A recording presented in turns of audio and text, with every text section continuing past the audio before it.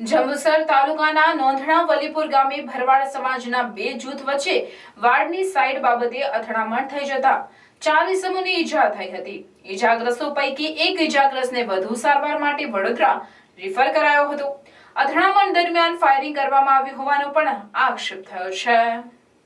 જંબુસર તાલુકાના નોંધણા વલીપુર ગામ ખાતે આવેલ ગૌચર જમીન ઉપર ભરવાડ સમાજના પરિવારો વસવાટ કરે છે। ગતરોજ સાંજના સુમારે વસવાટ કરતા પરિવાર પૈકી એક પરિવાર માન પાસે વાડની સફાઈ કરી રહ્યો હતો ત્યારે વસવાટ કરતા સમાજના અન્ય પરિવારે મારક હથિયારો સાથે હુમલો કરતા ભરવાડ સમાજના બે જૂથો વચ્ચે અથડામણ થઈ હતી।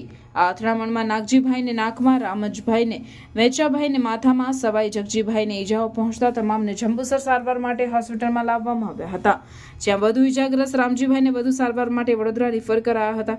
આ અથડામણમાં ફાયરિંગ થયું હોવાનો આક્ષેપ કર્યો હતો। બનાવની જાણ થતાં વિભાગીય પોલીસ અધિક્ષક પીએલ ચૌધરી સહિત વેડજ પોલીસનો સ્ટાફ બનાવના સ્થળે દોડી ગયો હતો અને તપાસ હાથ ધરી હતી।